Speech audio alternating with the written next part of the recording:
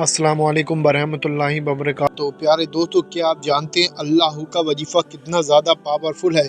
अगर हम दिन में किसी भी वक्त इस अल्लाह के वजीफ़े को करते हैं तो मैं आपको बता दूं, आपकी जो भी दुआ आज तक कबूल ना हुई हो या कोई ऐसा काम हो जो बिगड़ गया हो, जिसकी बनने की कोई उम्मीद ही ना हो, तो इंशाअल्लाह इस वजीफ़े को करने के बाद आपका वह काम भी बन जाएगा। ये एक ऐसा वजीफ़ा है जिसको हर इंसान मुसीबत में, परेशानी में, खुशी में, गम में, हर तरीके के मसले मसाइल को हल करने के लिए इस्तेमाल करता है। आपने बहुत सारे अम्ल कर लिए, बहुत सारे वज़ाइफ कर लिए, इन चीज़ों से आपको फ़ायदा ना मिलता हो तो आप मेरे कहने से ये अल्लाह का वजीफ़ा एक दिन में किसी भी वक्त टाइम निकाल कर लीजिए। मैं आपसे वादा करता हूँ इंशाअल्लाह इस वजीफ़े को करने के बाद आप मायूस नहीं रहेंगे। आपका किसी भी तरह का मसला मसाइल हो, इंशाअल्लाह वो चीज़ आपकी हल हो जाएगी। ये छोटा सा वीडियो है लेकिन आप इसको ध्यान से समझ लीजिए। सबसे पहले इस वजीफ़े को करने का तरीका बताया जाएगा, उसके बाद इस वजीफ़े को करने की कुछ शर्तें हैं जो वीडियो के आखिर में बयान कर दूंगा। पहले आप इस वजीफ़े को करने का तरीका समझ लीजिए। ये तो आपके सामने क्लियर हो गया कि इस वजीफ़े को किसी भी मसले मसाइल को हल करने के लिए कर सकते हैं। अब यहाँ पर मुझे ज़्यादा डिटेल में जाने की ज़रूरत नहीं है। मैं आपसे कहूँ, बरकत के लिए, परेशानियों को दूर करने के लिए, जादू टोने के लिए, दुश्मन के लिए आप इस वजीफ़े को करें, तो ऐसा नहीं, आप जिस चीज़ के लिए चाहें उस चीज़ के लिए इस वजीफ़े को कर सकते हैं।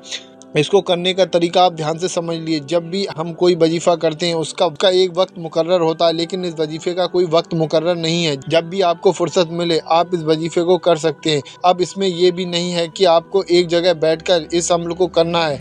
आप इस अमल को उठते बैठते चलते फिरते हर हालत में कर सकते हैं। बेहतर तरीका ये है कि आप इस वजीफ़े को किसी एक नमाज के बाद करें और जानमाज़ पर बैठ कर करें, नहीं तो आप जैसे चाहें वैसे इस वजीफ़े को कर सकते हैं। इस वजीफ़े को करने के लिए सबसे पहले शुरू में 3 मरतबा दुरूद पाक पढ़ें। दुरूद पाक जो आपकी याद हो वो आप पढ़ सकते हैं। उसके बाद अल्लाहू अल्लाहू अल्लाहू 786 मरतबा अल्लाहू पढ़ें। उसके बाद ये दुआ ला इलाहा इल्ला अंता सुब्हानका इन्नी कुन्तु मिनज़ ज़ालिमीन, इस दुआ को आपको 21 मरतबा पढ़ना है। और उसके बाद सूरह इखलास यानी कि कुल हुवल्लाहु अहद अल्लाहुस समद लम यलिद वलम यूलद वलम यकुल लहू कुफुवन अहद 33 मरतबा पढ़ें। और उसके बाद आखिर में 3 मरतबा दुरूद पाक पढ़ें, वही दुरूद पाक जो आपने शुरू में पढ़ा था।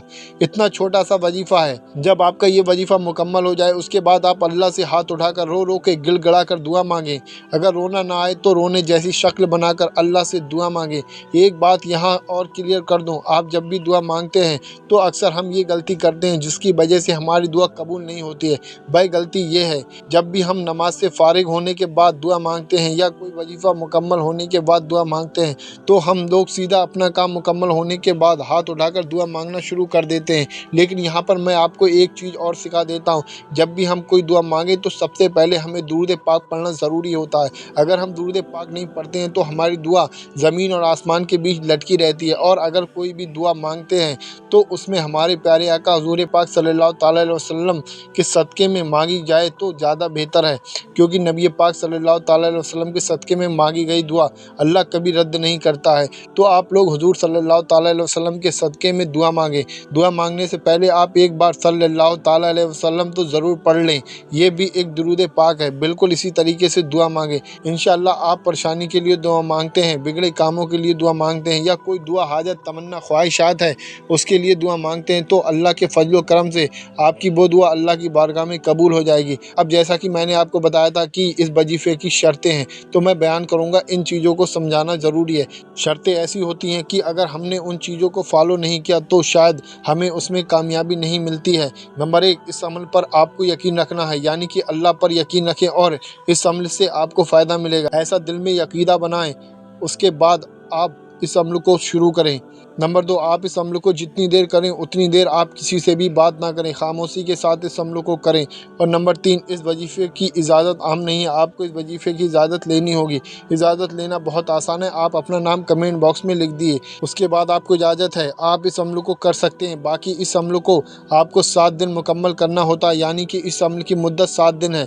7 दिन में आपको एक दिन का भी गैप नहीं करना है, कंटिन्यू आपको इस अमल को मुकम्मल करना है। इतना अमल कीजिए, इंशाअल्लाह इससे आपको फ़ायदा फ़ायदा ज़रूर होगा। जिस तरीके से बताया है बिल्कुल इसी तरीके से करें। बाकी आप अपने दोस्तों रिश्तेदारों में इस वीडियो को शेयर ज़रूर करें। आपकी शेयरिंग की वजह से एक बंदे ने भी अल्लाह का ज़िक्र कर लिया तो आप सोच भी नहीं सकते आपको कितना सवाब मिलेगा। ख़ास करके जो परेशान हैं उन तक ये वीडियो शेयर ज़रूर कर दें, अल्लाह आपको इसका अज्र देगा।